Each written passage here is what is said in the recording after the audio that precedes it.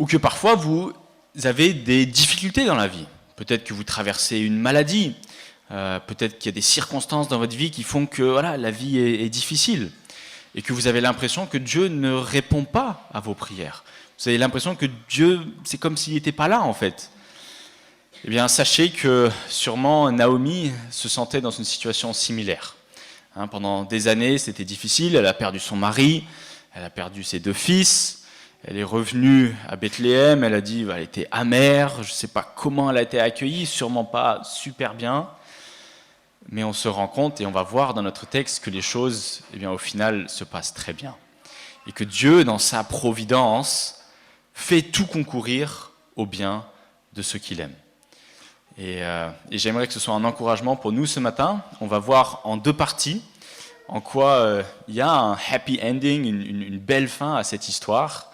Naomi, un peu comme Job, va retrouver toutes les belles choses qu'elle avait perdues avant.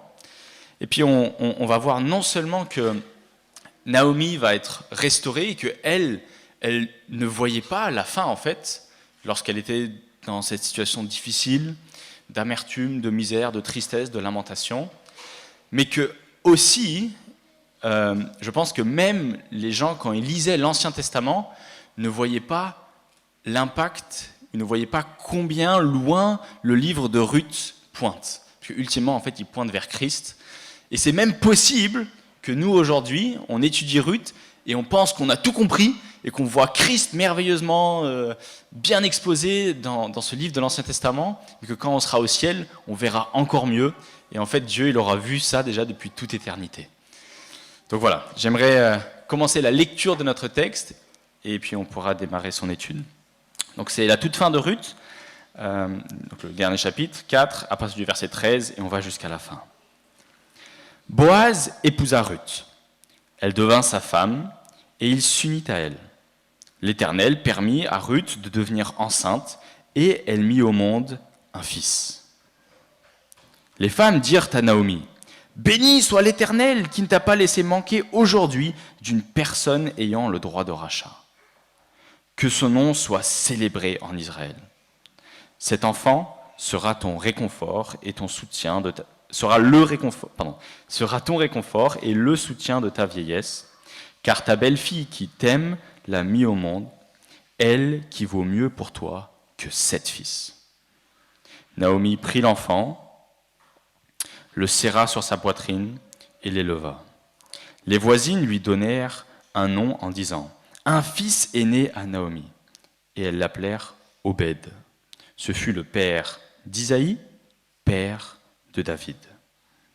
Voici la lignée de Péretz. Péretz eut pour fils Esron. Désolé s'il y a certains noms que je vais mal prononcer. Esron eut Ram. Ram eut Aminadab. Aminadab eut pour fils Nachon. Et Nachon eut Salmon. Salmon eut pour fils Boaz. Boaz eut Obed. Obed eut pour fils Isaïe. Et Isaïe eut David. Alors voilà, j'aimerais qu'on étudie ce texte en 2 parties. En fait, il y a un sens dans lequel la grosse majorité des versets ici concerne en fait Naomi et on pourrait dire sa restauration, sa rédemption. Mais il y a ce verset 13 au tout début dont on pourrait faire toute une prédication en fait. Et je pense que ce seront un peu les 2 parties. J'ai l'habitude de découper en suivant le texte, mais ce ne sera pas tout à fait ça aujourd'hui. On fera le verset 13 qui sera tout seul avec la généalogie où on va parler dans un deuxième temps de Dieu qui voit beaucoup plus loin en pointant vers Jésus avec cette histoire.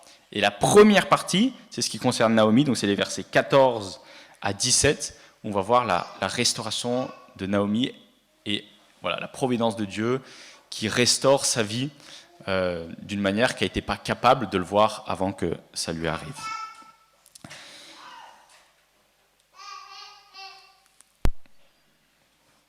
Alors, on se souvient, j'aimerais faire quelques parallèles avec Naomi, entre ce qu'on voit au début du livre et ce qu'on voit à la fin, et vous allez voir qu'il y a vraiment une sorte de restauration. Au début du livre, on se souvient que Naomi perd son mari. Okay, et on voit qu'ici, à la fin, Alors, elle ne regagne pas un mari, certes, mais elle gagne de nouveau un homme qui va s'occuper d'elle. Parce que lorsque Boaz rachète tout ce qui appartenait à la maison du mari de Naomi, eh bien, il s'engage aussi à s'occuper et à nourrir Naomi. Donc, elle regagne une certaine sécurité. Parce qu'il faut savoir qu'à l'époque, une femme qui n'était pas mariée, eh bien, en fait, elle était dans une position difficile parce qu'elle n'avait pas la capacité d'aller travailler comme un homme, de recevoir un salaire, et puis on le voit très bien dans ce livre, elles étaient obligées de glaner, de récupérer un peu ce qu'il y avait sur le bord des champs pour essayer de survivre. Mais là, elle retrouve une situation, on pourrait dire, de sécurité, avec un foyer qui s'occupe d'elle. Au début aussi, on voit qu'elle perd ses fils. On se souvient, les 2 fils meurent dans le pays de Moab, et ici on voit à la fin qu'elle gagne un fils. Alors certes, ce n'est pas son fils à elle, elle est plus capable d'avoir des enfants, elle est plus en âge, mais c'est via sa belle-fille, Ruth, qu'elle va gagner un fils. On voit aussi au début que Naomi revient les mains vides à Bethléem. Elle le dit littéralement, elle a les mains vides, et puis là on voit qu'elle est comblée. Boaz était un homme riche et puissant, et donc elle se retrouve dans une situation plutôt confortable. Au début aussi, à bien des reprises, on voit Naomi qui pleure, qui se lamente, qui est amère, enfin clairement émotionnellement, en elle va pas bien. Et puis là, on voit qu'à la fin, elle est remplie de joie. Elle se réjouit parce qu'elle est restaurée. En fait, finalement, on pourrait dire que la vie de Naomi ressemble en petit à celle de Job. Job, c'est un peu pareil. Au début, il perd tout, et puis à la fin, il est restauré. Dieu lui redonne en plus encore que ce qu'il avait avant. Et je pense que l'enseignement qu'on peut en tirer, c'est que Dieu voit bien plus loin que ce que Naomi voyait. Je suis sûr que Naomi, lorsqu'elle se décrivait comme amère, elle se disait sûrement, mais en fait, ma vie n'a pas de sens. Quelque part, je vais finir par mourir, il n'y aura pas de restauration qui sera possible. Ok, je rentre dans mon pays avec Ruth, mais quel est vraiment mon espoir? Et en fait, Dieu avait depuis toute éternité un plan pour elle, et il va la restaurer. J'aimerais relever certains termes dans ce texte. Dans la seconde 21, au verset 14, dit donc l'Éternel qui ne t'a pas laissé manquer aujourd'hui, et là il y a plusieurs mots, une personne ayant le droit de rachat. Donc il y a plein de termes ici dans la seconde 21, mais dans l'hébreu il y a juste un mot, ce mot c'est Gaal, et veut dire rédempteur, celui qui rachète. Et ce terme, est-ce que vous savez combien de fois est-ce qu'il apparaît dans le livre de Ruth? Est-ce que vous avez une idée? Alors je parle sous toutes ses formes grammaticales, ça veut dire aussi quand utilisé sous forme de verbe, par exemple pour dire tu as été rédempté, voilà, ou le rédempteur, enfin dès que la forme grammaticale arrive. Donnez-moi une estimation, allez-y. 7, 8, oh, c'est pas mal du tout, c'est 23. 23. Et donc sur ces 23 fois, il y a 9 fois sous la forme de vraiment rédempteur, mais la forme grammaticale elle est là 23 fois. Combien il y a de versets dans Ruth?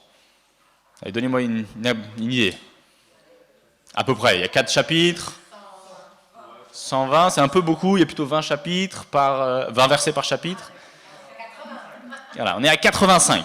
Donc pour ceux qui font un peu des maths, on a 85 versets, on a 23 fois le mot rédempteur qui arrive, ça veut dire qu'un verset sur 4, le mot est là. Donc c'est vraiment assez présent, et on ne l'a peut-être pas assez souligné dans les prédications précédentes. Mais clairement, ici, c'est une histoire de rédemption, de rachat. Alors, il faudrait, je pense, définir un peu ce terme. Alors, rédempteur, ça veut dire, c'est quelqu'un qui libère, qui rachète ou qui restaure une personne en payant le prix nécessaire pour délivrer d'une situation de perte, d'esclavage ou de détresse. Et donc, dans notre histoire, Boaz est ce rédempteur. Et donc, il est le rédempteur de tout ce qui était de la maison d'Elimelech. Elimelech, excusez-moi, j'ai oublié le L. Elimelech. Donc c'est-à-dire les champs, c'est-à-dire Naomi, c'est-à-dire Ruth, en payant de l'argent, mais aussi, et c'est important aussi, son devoir était aussi d'exercer son devoir conjugal en donnant une descendance à cette lignée qui n'avait plus de descendants. Donc c'est une façon de restaurer cette famille qui allait s'éteindre s'il n'allait pas y avoir un descendant. Le Nouveau Testament utilise ce terme de rédempteur surtout pour parler de Jésus. En fait, même, je pense uniquement pour parler de Jésus. Éphésiens 1,7 dit « En lui, donc en Jésus, nous avons la rédemption par son sang. » Ça veut dire nous avons été rachetés, nous avons été libérés. Et là, ce n'est pas Jésus qui a payé des euros ou je ne sais pas quelle monnaie, mais c'est par son propre sang qu'il a payé. 1 Pierre 1,18 dit « Nous avons été rachetés non pas avec de l'argent, comme Boaz, de l'or, mais avec le sang précieux de Christ. » Et donc, nous aussi, si on fait le lien, nous étions dans une situation sans espoir. À cause de notre péché, nous étions condamnés à l'enfer. Nous étions les enfants de Satan, on faisait quelque part partie de son royaume, de sa famille. Nous étions, si on peut utiliser ce terme-là, des Moabites destinés à la colère de Dieu.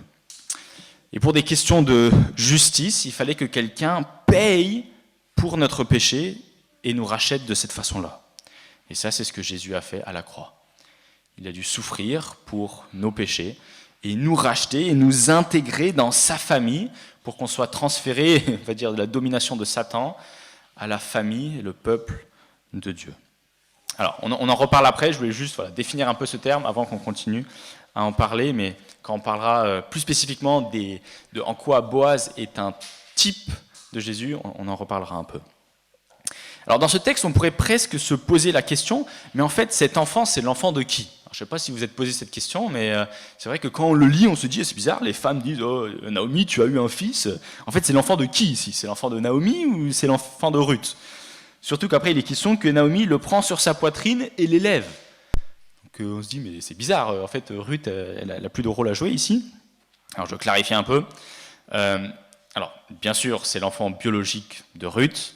Le mariage, c'était entre Ruth et Boaz. Et très clairement, le texte ici indique qu'ils se sont unis.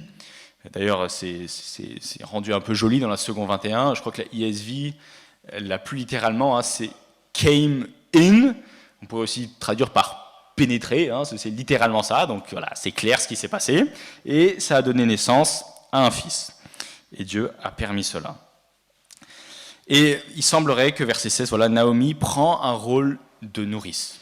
Elle va aider Ruth à élever cet enfant. Il faut comprendre aussi que pour Naomi, cet enfant, c'est quelque chose de très précieux en fait, parce que c'est lui plus tard, enfin déjà maintenant, qui fait perpétuer la lignée, mais c'est aussi celui qui, quand il sera plus grand, est en capacité de s'occuper de sa mère et peut-être de sa grand-mère. On voit ça dans le verset 15. « Cet enfant sera ton réconfort et le soutien de ta vieillesse. » Ici, soutien, on peut aussi le traduire plus littéralement, en fait, c'est celui qui nourrit, c'est le nourrisseur, c'est celui qui ramène le blé à la maison.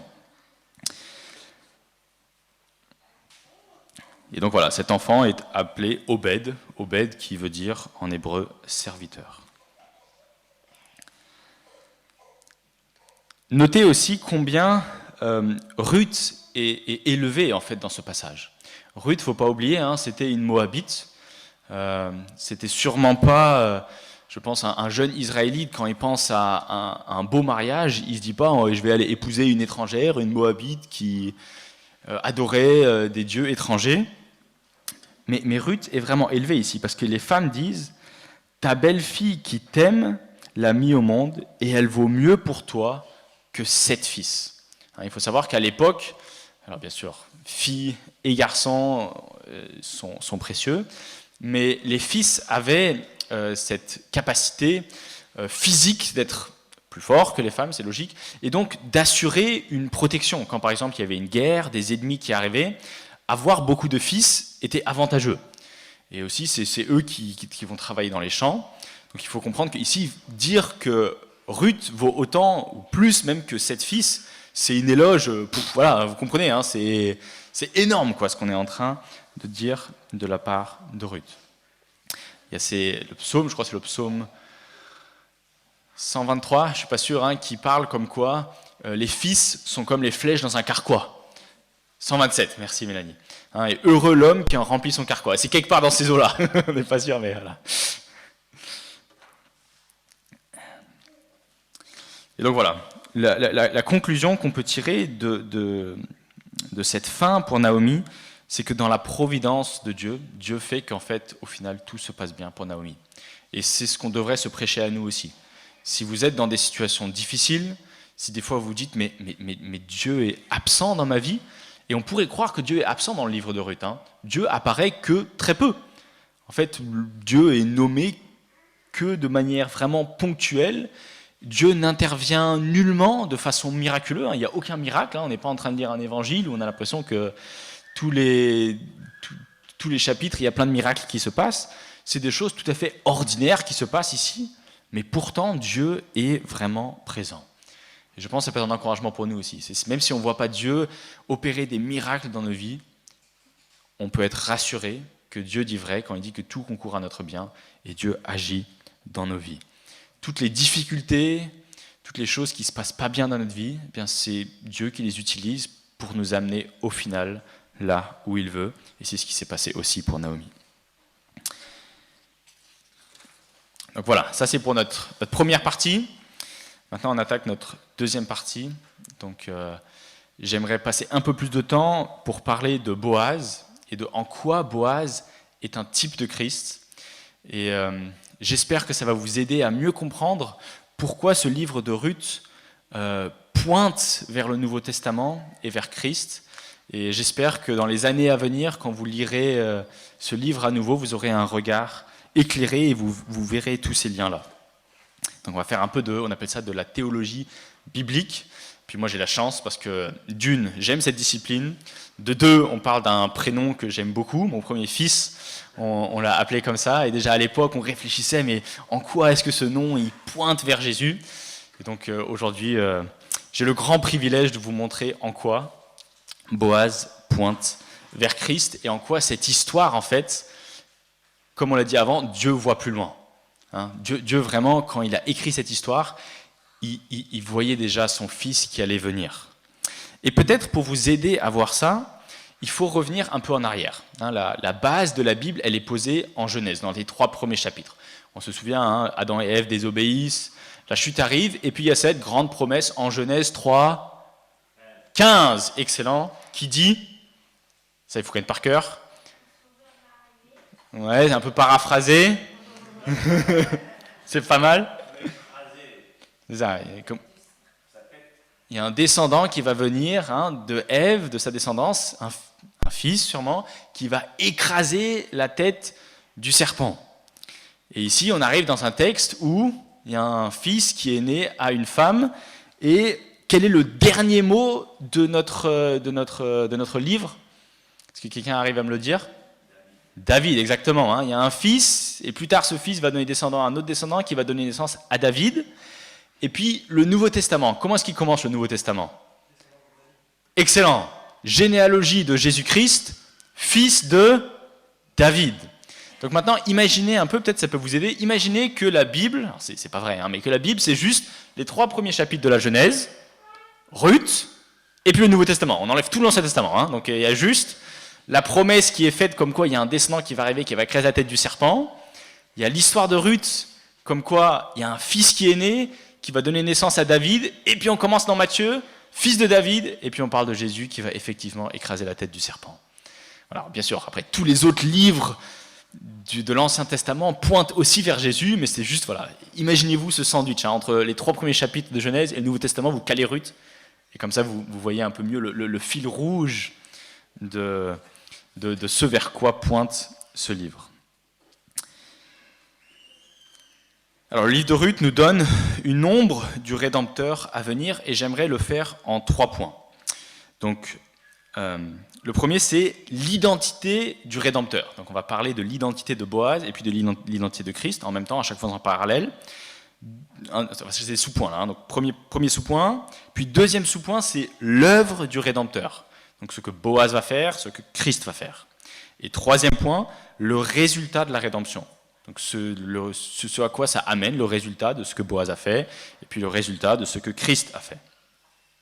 Alors, premièrement, on va s'intéresser au personnage même. Boaz, il est dit au tout premier verset du chapitre 2 que c'était un homme puissant. Et puis il est clair que c'était un homme riche qui avait les capacités financières, il avait des champs, il avait des serviteurs. Voilà.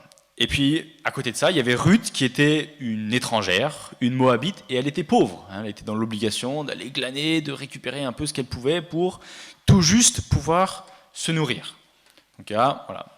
Et quand on parle de typologie, il y a toujours dans l'Ancien Testament ce côté très matériel, et puis dans le Nouveau Testament, c'est spiritualisé, dans un sens positif, mais ça pointe vers quelque chose de beaucoup plus grand. Et dans notre cas, Christ est ce personnage puissant. Christ est celui qui a autorité sur toute chose, c'est celui qui a le sceptre de fer, qui écrasera la tête du serpent, c'est celui qui a autorité sur les nations, et c'est aussi celui qui est, on pourrait dire, riche spirituellement. Il a tout, c'est lui qui a créé l'univers. Et à côté de ça, on a nous qui sommes pauvres spirituellement, qui sommes des Moabites, des étrangers aux alliances de Dieu. Et spirituellement, cette richesse, Christ va nous la donner, va nous adopter dans sa famille. Donc on a cet homme puissant qui vient sauver cette femme pauvre, on pourrait dire misérable, étrangère. Boaz a le statut requis pour être le rédempteur de Ruth. C'est intéressant aussi, Boaz n'est pas juste n'importe qui dans le peuple d'Israël qui dit « Ah, je veux prendre soin de cette Moabite que j'aime, que j'apprécie, qui est une femme de valeur », mais c'est quelqu'un qui, d'un point de vue de la loi de Dieu, avait le droit de rachat. Alors, pas le premier, le deuxième, on l'a vu avant, mais il a le droit de rachat. Et Jésus, c'est pareil. Jésus n'est pas resté au ciel et nous a sauvés d'une manière, on pourrait dire, un peu arbitraire, mais Jésus s'est incarné et est devenu homme, et il s'est fait homme en tout point comme nous, sauf le péché, et c'est ça qui lui donne la légitimité d'être le Rédempteur. C'est parce qu'il est devenu homme qu'il peut devenir notre Rédempteur, qu'il peut prendre notre place. Donc on pourrait dire, tout comme Boaz a le statut requis pour la rédemption de Ruth, Christ a le statut requis pour sauver son épouse, nous sauver nous. Alors voilà, ça c'était pour l'identité du Rédempteur. Maintenant, l'œuvre du Rédempteur. Donc la réalité humaine, c'est que nous étions esclaves, vendus au péché, incapables de payer la dette de notre propre culpabilité face à un Dieu saint. Et la rédemption, c'est l'acte par lequel Jésus paye le prix requis pour nous racheter à l'esclavage du péché, de la mort, de la condamnation, de la loi, afin de faire de nous des hommes et des femmes libres. Donc il y a vraiment ce lien du rachat. Je ne sais pas si vous le voyez. Boaz rachète matériellement, Christ rachète spirituellement. Il va souffrir physiquement aussi, mais c'est une transaction spirituelle qui se passe. À noter aussi que c'est un rachat volontaire. Boaz n'est nullement dans l'obligation de faire quoi que ce soit.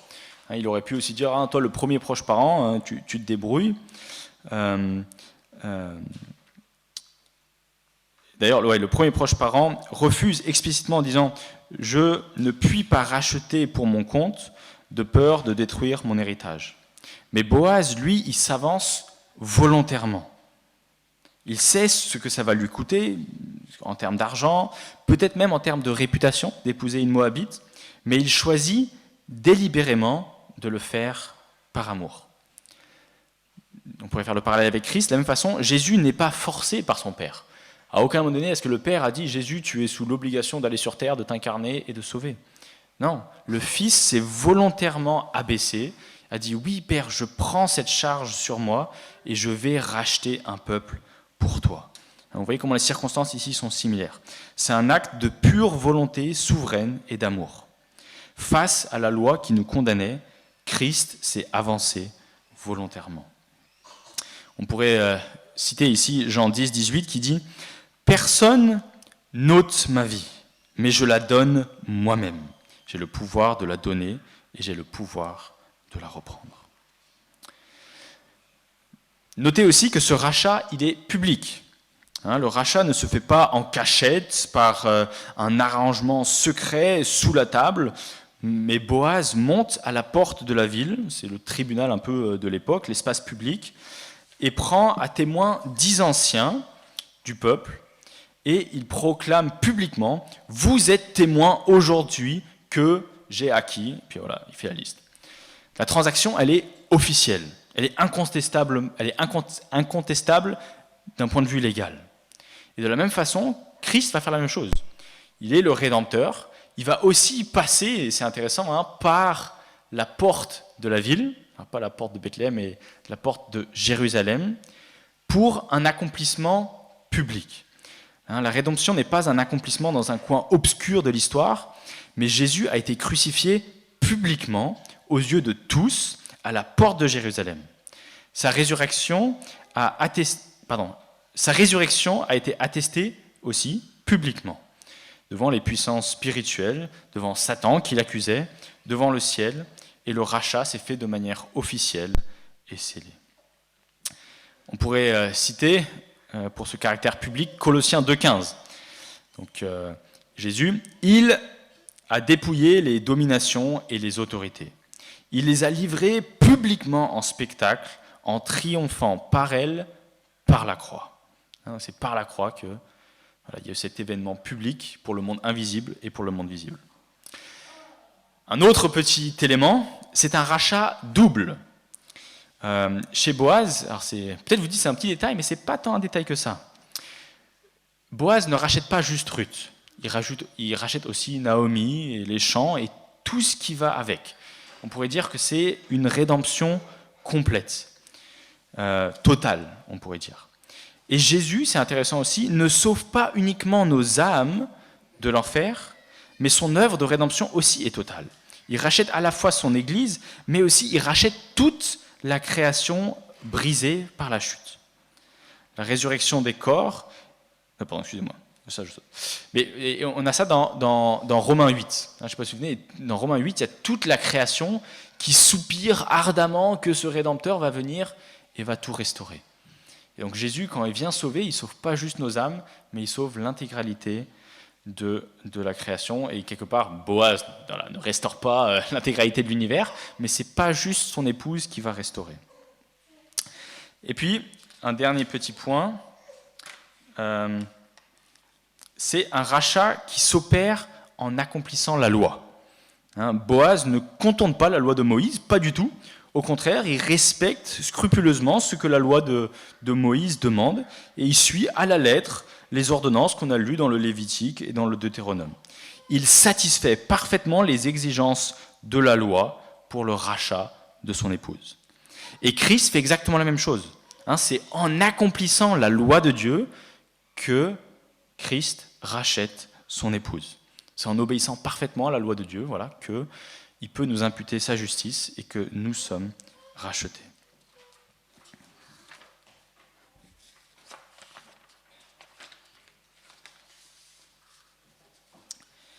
Je passe...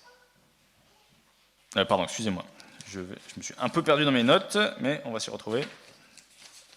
Je voulais vous lire encore Galates 4, verset 4, pour appuyer ce point-là. « Mais lorsque les temps ont été accomplis, Dieu a envoyé son Fils, né d'une femme, né sous la loi, afin qu'il rachète ceux qui étaient sous la loi, afin que nous soyons adoptés. » Donc vous voyez, c'est sous la loi qu'il est né, et c'est sous la loi qu'il a racheté ceux qui étaient sous la loi. Notons aussi qu'il y a cet aspect du mariage. Alors celui-là, je pense qu'on ne peut pas le louper. Boaz et Ruth se marient. Il y a union des corps qui se fait. Et de la même façon, en fait, Christ épouse son épouse. Et je pense qu'il n'y a pas besoin de le développer. C'est une image dont on a l'habitude de parler. Mais le lien, il est direct ici. Tout comme Boaz épouse Ruth, de la même façon, Christ épouse son Église, et nous sommes unis à Christ, tout comme Boaz et Ruth se sont unis dans notre texte. Alors, troisième petite sous-partie, le résultat du rachat. Alors, le résultat du rachat, c'est que Ruth est intégrée à une nouvelle famille et elle a une nouvelle identité. Ruth commence l'histoire avec, on pourrait dire, tous les handicaps possibles. Elle était veuve, elle était pauvre et surtout elle était moabite, à Bethléem, sur un territoire israélite. Une étrangère issue d'un peuple exclu de l'assemblée de l'Éternel. Et Ruth dit même, comment ai-je trouvé grâce à tes yeux, à Boaz, pour que tu t'intéresses à moi qui suis une étrangère? Mais par le rachat de Boaz, son statut va radicalement changer. Elle n'est plus une glaneuse immigrée qui est à la marge de la société, au bord des champs, mais elle devient une épouse légitime du Maître, pleinement intégrée au peuple de Dieu. Et d'une manière assez incroyable, elle est même intégrée à la généalogie royale de David et puis de Jésus. Et c'est exactement notre histoire aussi. Nous étions des Moabites spirituels, coupés de Dieu par notre rébellion, exclus de ses promesses, comme on l'avait lu dans Éphésiens 2, je peux me souvenir il y a quelques semaines. Et par le rachat de Jésus, nous changeons d'identité. De condamnés, nous devenons enfants de Dieu. D'étrangers, nous devenons membres de la famille de Dieu. Nous avons un nouveau mari, car nous sommes maintenant unis à Christ. Parlons aussi de l'amour du Rédempteur qu'il a pour son épouse. Le rachat de Ruth n'est pas juste un devoir à accomplir à contre-cœur. C'est pas du tout comme ça que Boaz l'a vécu, je pense. Dès leur première rencontre, Boaz entoure Ruth de ses soins, la protège, ordonne qu'on laisse tomber des gerbes pour elle et lui parle à son cœur. Son amour se traduit par des actes de bienveillance. Boaz choisit d'aimer celle qui était une étrangère, une rejetée de la société. Et Jésus, de la même façon, n'a pas racheté son Église par simple obligation, parce que le Père lui aurait demandé, mais parce qu'il aime son Église. Dieu nous aime d'un amour éternel, passionné. Notre Rédempteur, c'est notre époux, et son regard pour nous est rempli de grâce. On peut quand même le lire, Éphésiens 5, « Marie, aimez vos femmes comme Christ a aimé l'Église et s'est livré pour elle. » Ou encore un verset dans Jérémie 31, verset 3, « Je t'aime d'un amour éternel. C'est pourquoi je te conserve ma bonté. »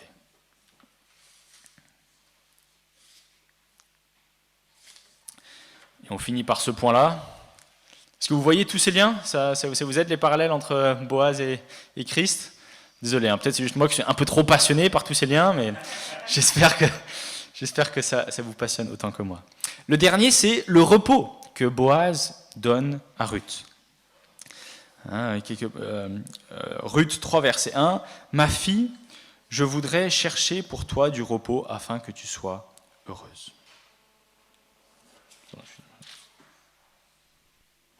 Voilà.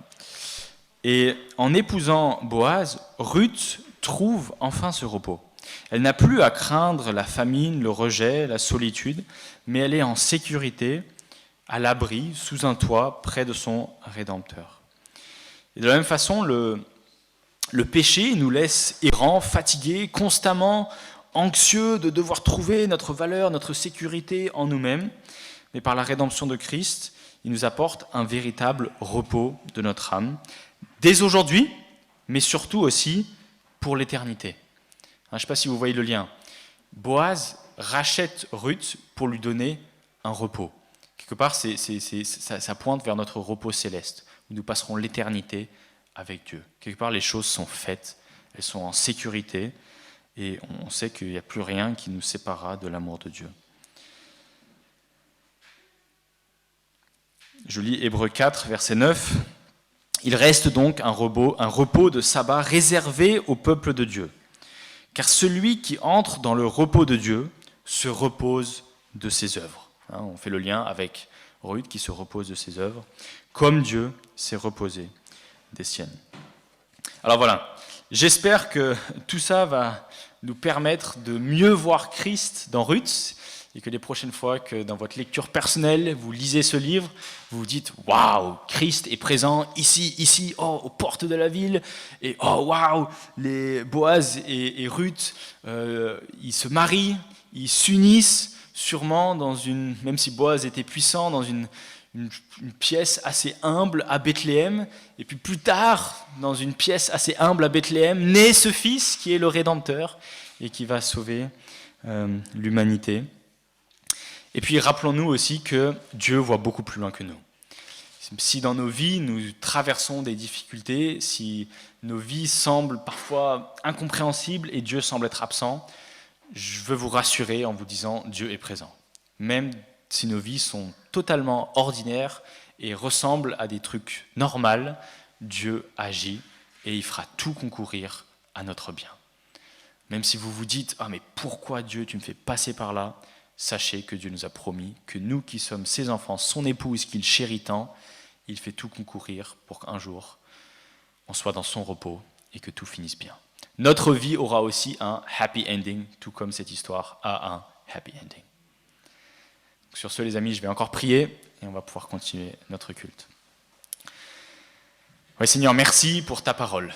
Merci pour combien est-ce qu'elle est précieuse. Vraiment, j'ai du plaisir à faire ces liens entre Boaz et Christ. On peut vraiment s'en délecter. C'est comme manger du miel qui est doux, qui est sucré. Et je te prie que ce soit le cas aussi pour mes frères et sœurs aussi, qu'on puisse vraiment se délecter de ta parole et qu'on puisse quelque part mettre Ruth dans ce sandwich entre Genèse 3 et le Nouveau Testament et voir comment ce personnage de Boaz et ce personnage de Ruth qui nous représente pointe vers notre relation avec toi, sur ton identité, ce que tu as fait pour nous et les résultats qui en découlent, et que nous soyons rassurés. Que même si nous étions étrangers, comme Ruth l'a été, loin des promesses de Dieu, avec des circonstances des fois pas faciles, ou comme Naomi qui a tout perdu et qui pourrait avoir l'impression d'avoir été abandonnée de Dieu, tu as tout fait pour nous. Et tu nous as restaurés, tu as opéré cette rédemption, et on peut avoir l'assurance qu'on va avoir le repos de nos œuvres, parce qu'on a une place promise au ciel. Et je te prie que cela nous porte aujourd'hui, cette semaine, et tous les jours quand on est face aux difficultés de la vie, parce qu'on sait que tu as tout fait pour nous et que tu nous gardes dans ta main bienveillante, tout comme Boaz avait sa main bienveillante sur Ruth, il la protégeait, s'assurait qu'elle avait assez à manger. Eh bien, tu t'occupes de la même façon de nous, Seigneur, et on te remercie pour cela. Amen.